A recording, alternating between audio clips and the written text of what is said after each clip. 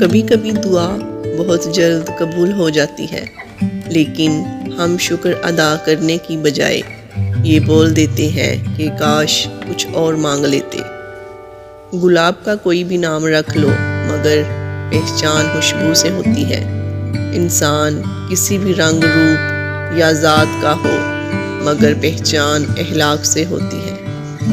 اس دنیا میں کوئی کسی کا اپنا نہیں ہوتا، اپنا بنایا جاتا ہے۔ اپنائیت ایک رشتہ ہی نہیں، ایک عمل بھی ہے۔ کچھ لوگ بہت باتوں سے بھی اپنے نہیں بنتے، اور کچھ خاموشی سے ہی دل میں اتر جاتے ہیں۔ ایک سا وقت کبھی بھی نہیں رہ سکتا، دن بگڑتے ہیں، سنورتے ہیں، گزر جاتے ہیں۔ اچھے ہوتے ہیں ہم جیسے برے لوگ، کم سے کم اچھا ہونے کا دکھاوا تو نہیں کرتے۔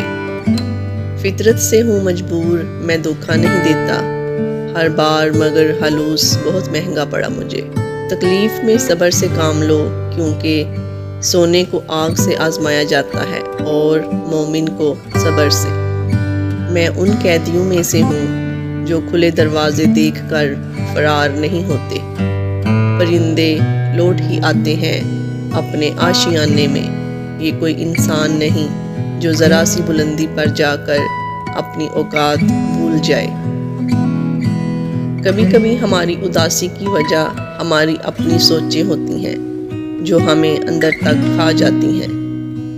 یہ تلخ حقیقت ہے کہ آپ کی بات کو توجہ آپ کی حیثیت دیکھ کے ملتی ہے۔ تہجد کی دعائیں تو زبان پہ آنے سے پہلے ہی ان کے مرحلوں میں داخل ہو جاتی ہیں۔ دکھ تب ہوتا ہے جب ہماری نیت صاف ہو اور کوئی ہم کو غلط سمجھے۔ کچھ لوگ بھروسے کے لیے روتے ہیں، کچھ بھروسہ کر کے روتے ہیں۔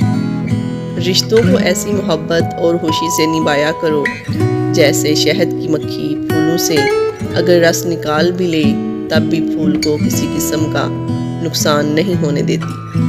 آپ سمجھ لیتے ہیں میٹھے لفظوں کی کڑواہٹیں، کیونکہ زندگی کا تجربہ بہت ہو گیا۔ نصیحت ضرور کریں، لیکن سامنے والے کو شرمندہ مت کریں، کیونکہ مقصد دستک دینا ہوتا ہے، دروازہ توڑنا نہیں۔ بدل جاتی ہے زندگی کی سچائی اس وقت جب کوئی تمہارے سامنے تمہارا نہیں رہتا۔ ایک پھول دینا محبت نہیں، بلکہ پھولوں کی طرح رکھنا محبت ہے۔ فاصلوں سے کبھی فرق نہیں پڑتا، اگر رشتوں کی جڑیں مضبوط ہوں۔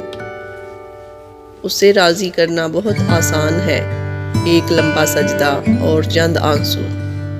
میرے پاس کوئی مددگار تو کیا، مدد کا وعدہ کرنے والا بھی نہیں تھا۔ پھر قرآن کھول کر دیکھا تو اللہ تعالیٰ وعدہ کر رہا تھا، ہر تنگی کے بعد آسانی ہے، اور میں رو پڑا۔ شکر کرنا سیکھو، اتنا ملے گا کہ تھک جاؤ گے۔